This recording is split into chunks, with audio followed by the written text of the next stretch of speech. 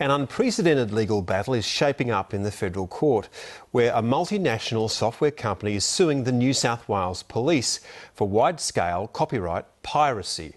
British firm Micro Focus is demanding at least $10 million in damages from the police, who it accuses of using pirated software for more than a decade to run the largest criminal intelligence database in the country. The company says the police even shared the stolen booty with other law enforcement agencies, including the Police Integrity Commission. It's an embarrassing scandal for the New South Wales Force, as Deborah Cornwell reports.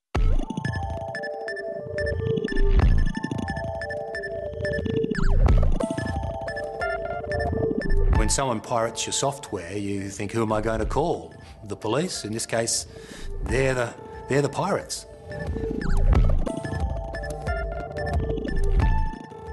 A lot of the public's money is being spent here defending what appears to be indefensible. It was a routine request from the New South Wales Ombudsman's office back in August 2010 that first set off the alarm bells for Bruce Craig, the Australasian managing director of software company Micro Focus. Our team was out at the Ombudsman's, and in conversation they said that they were accessing the COPS database using our software, and we said, what software? You don't own our software. The software in question is called ViewNow, a program New South Wales Police were using to access their computerised operational police database, the so-called COPS system, which holds the highly confidential details of just about every citizen in the state. You could best describe this system as the nervous system of the New South Wales Police. Everyone from the operational frontline police, administrators and station police would be relying on it. It has access to, allows you to access criminal intelligence, criminal histories, information about victims. Micro Focus says police had a contract to use up to 6,500 ViewNow licences, but when they investigated, they were astounded to discover police had been duplicating their software and handing out pirated copies not just to the Ombudsman's office, but to two other untouchables in state law enforcement, the Department of Corrective Services and the Police Integrity Commission. The contract was very specific. It was for the police only. You know, the police were out there handing out our software like confetti. But it got worse. Micro Focus say when they asked police just how many of the 6,500 ViewNow licences they were using, a police employee allegedly told them, "Oh, we've rolled out 16,000 devices." They did not pay for those extra licences. It's incredible. I mean, it shows an organisation that's completely out of control. Bruce Craig says police have spent the past 18 months stalling. First, police claimed they'd lost the contract. Then they told him it was impossible to tell exactly how many of the 20,000-strong police force had been using the software over the past decade. But when Micro Focus asked to come in and do their own audit, one of the conditions of the contract, police refused and called in their lawyers instead.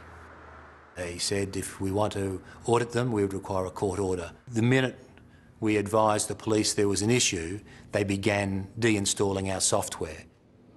Cybercrime investigators say the idea that New South Wales Police, the fifth largest police force in the world, can't track every piece of software they're using seems extraordinary, especially as access to the COPS system for anything other than work purposes is a criminal offence. Can't find the licence is the pirate's equivalent of the dog ate my homework. Let's just get that out in the open straight away. I think it is an extra challenge when you investigate the investigators. And the reason is that they're going to be very savvy about the investigation steps that you intend to take. The police defence, in essence, is that it's all been a terrible misunderstanding. Police say on their reading of their contract, Micro Focus hadn't limited them to 6,500 licences. Rather, it gave them the right to reproduce as many licences as they wanted. No software company would give away their IP forever for unlimited use. In this case, you know, it's quite clear what their usage limit is. It's 6,500, and they've clearly gone way beyond that number. But police say either way, they can't be bound to the contract because it actually expired in 2003. The proposition is just implausible. You think about copyright like a hire car agreement. When the agreement runs out, you can't just keep on driving the car, and you certainly can't give the car to your mates, and that's what's happened here.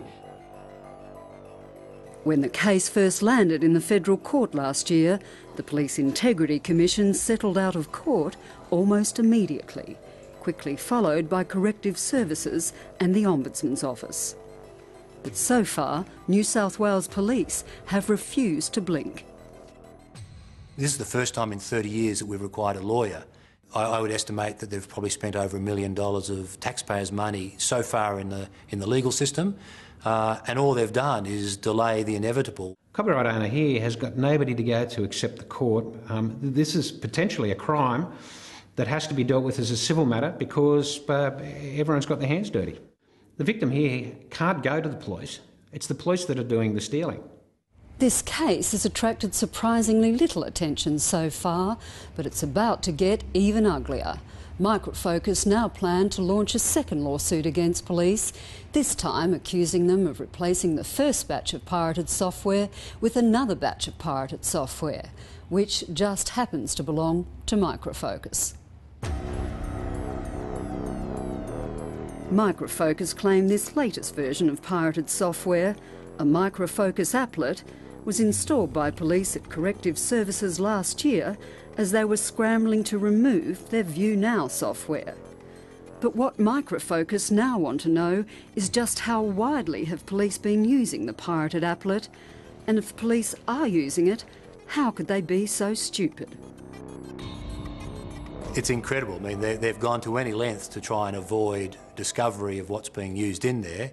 They've been continually deleting our product. They need to replace it with something, and that they've replaced it with another one of our products that they have no licence to use is just astounding. It's madness. Police have denied these latest claims, but Micro Focus says if it does win the case, police are likely to have to stump up at least $10 million in lost earnings, legal costs and damages. Money that will have to come from the state's already seriously depleted war chest. But police told 7:30 today, even if it did lose the case, it did not concur with the company's calculation of cost to the force should the company be successful with its civil action. There's always, with software, an honour system where you expect people to do the right thing and you trust them to do the right thing. So the police, I mean, how more trustworthy would you believe an organisation to be?